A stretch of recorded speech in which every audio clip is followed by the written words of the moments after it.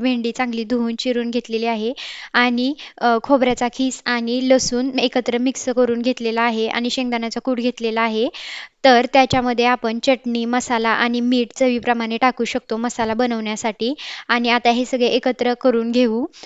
हे एकत्र करण्यासाठी आपण तेल वापरू शकतो जेणेकरून आपली भेंडी चांगली कुरकुरीत होईल. तर याच्यामध्ये मी 2 पळ्या तेल घातलेले आहे आणि मिक्स करून घेतलेले आहे.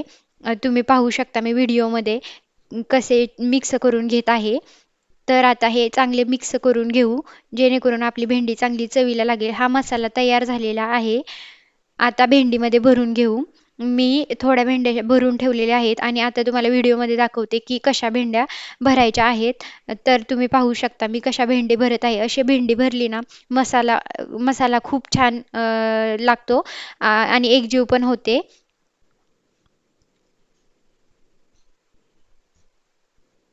अशी भेंडी केली ना कोणच नाही म्हणणार नाही खाताना आणि आता मी ते कढईत तापायला ठेवलेली आहे. याच्यामध्ये आपण तेल टाकूया. तेल थोडेसे कमीच वापरूया कारण आपण मसाला तयार करण्यासाठी तेल वापरले होते.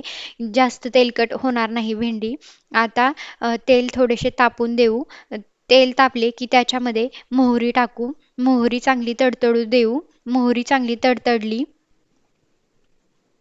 की त्याच्यामध्ये आपल्याला भेंडी टाकायची आहे जेणेकरून तेलात परतलेली भेंडी खूप चवीला भन्नाट लागेल आणि अशी भेंडी मी घरी करते त्यावेळेस सगळे खूप छान चवीने खातात. अशी भेंडी आमच्या घरात तर सगळ्यांना खूप आवडते. आता ही भेंडी मी तेलात टाकलेली आहे. तुम्ही पाहू शकता. आता ती चांगली परतून घेऊ. भेंडीला आपण चांगली परतून घेऊ जेणेकरून आपली सगळी भेंडी व्यवस्थित तेलात परतली जाईल.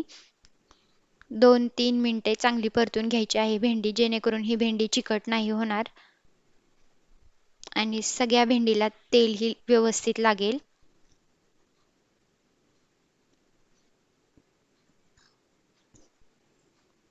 आता त्याच्यावरती झाकण ठेवू जेणेकरून त्याला चांगली वाफ बसेल आणि ती चांगली शिजेल. आता तुम्ही पाहू शकता माझी भेंडी शिजून चांगली तयार झालेली आहे. अशी भेंडी मला तर खूप आवडते. पाहू शकता आपली भेंडी व्यवस्थित शिजलेली आहे आणि ही माझी भेंडी बघू शकता तुम्ही कशी झालेली आहे. मला खूप आवडते ही भेंडी.